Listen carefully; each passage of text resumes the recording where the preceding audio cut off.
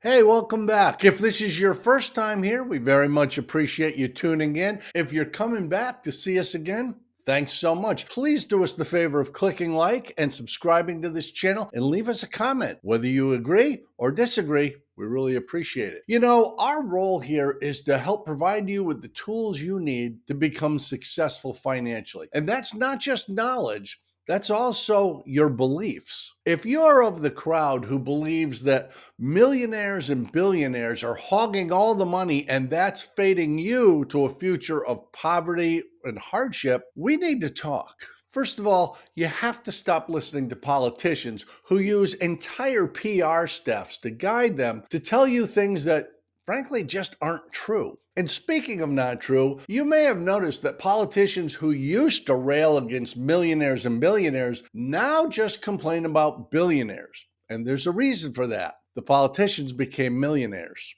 It's really hard to throw shade on other millionaires when you fly private, own multiple luxury homes, and regularly rub shoulders with millionaires and billionaires who fund you to stay in the job that allowed you to become a millionaire too. You really should start to question the drivel these folks are shoveling in your direction. The standard story is that billionaires, first of all, they're very evil. All billionaires, very evil. And they're hogging all the money. There's none left for the rest of us. They've got it all locked away somewhere. Well, they don't. That's not true. And we can do a little thought experiment that will prove to you that entire storyline is a bunch of crap. Let's say you have $1 million that isn't earmarked for anything. You can do anything you want with it. Maybe you won the lottery. Maybe you robbed a series of 7-Elevens. Maybe every relative you have died at the same time and they all left their meager fortunes to you, and cumulatively it adds up to $1 million.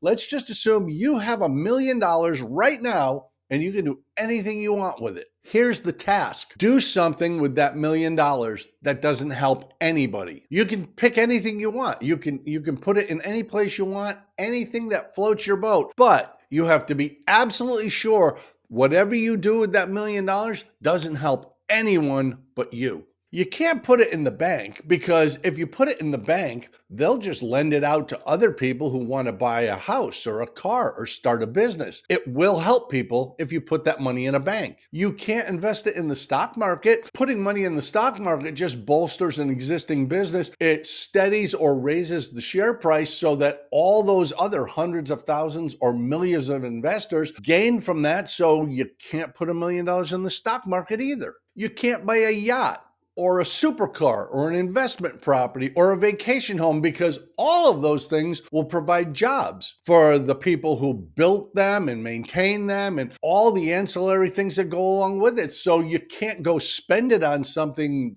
fabulous for yourself, because that will help somebody else too. Actually, that will help a whole bunch of people. And that's outside the rules. The truth is, the only thing you could do with that $1 million that won't help anyone at all is take it out in the backyard and set it on fire. But then it doesn't help you either. So what was the point of having $1 million, which you no longer have because you set it on fire? The point of all of this is actually pretty simple. Don't covet the wealth of others. Don't covet the things they have. Don't be envious of the lifestyle you think they live, because it's probably not what you think it is. Remember, when Amazon stock goes up and they start telling you that Jeff Bezos made a huge profit off the backs of his employees, well, many of his employees are stockholders. There are millions of stockholders in Amazon, and when Jeff Bezos makes a bunch of money because the stock went up, so does everyone else, including you and me. That's true of Tesla. It's true of Meta. It's true of Nvidia. It's true of pretty much anything that's traded on the stock market. Now, whether you like that little analogy, our thought experiment or not, it is true. You can't spend $1 million on pretty much anything without helping quite a few other people. That's just the way finance works. But don't make the mistake of thinking this only applies to people who have $1 million to throw around. It's also true for those of us who have 100,000 or more. It's true for those of us who have 1,000. If you have 100, as a matter of fact, if all you have is $5, you can't spend that without helping someone else. If you just took your little $5 bill with Abraham Lincoln on it and walked on down to the local coffee shop and bought yourself a treat, you've just helped that business and given them a little bit of a profit. And that profit funnels down to their employees, to their vendors, to the people who maintain the place, to the landlord who leases them the space. It's just a little bit of a profit, but if enough people come in with their $5 to buy that pastry or get that coffee, the $5 you spend at that coffee shop just provides a little bit of profit. It doesn't seem like much. It might seem so insignificant to you that it doesn't matter. You're not really a big part of things, and you are, because that $5 does provide a little bit of profit. And so did the $5 from the person behind you and the person behind them in line to get their coffee. If everybody keeps participating, everybody keeps going and spending their $5, buying that coffee, buying that pastry,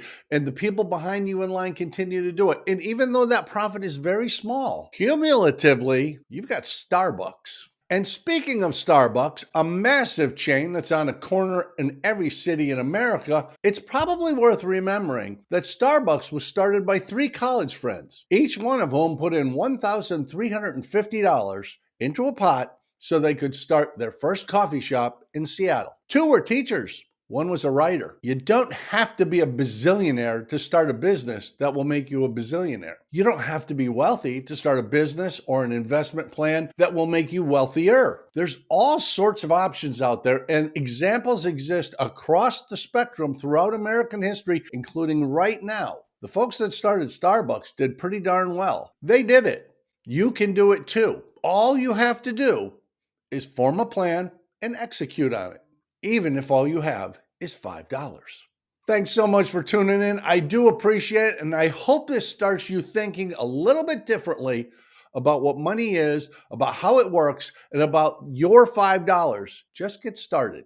And I'll see you back here next time on Better is Always Better.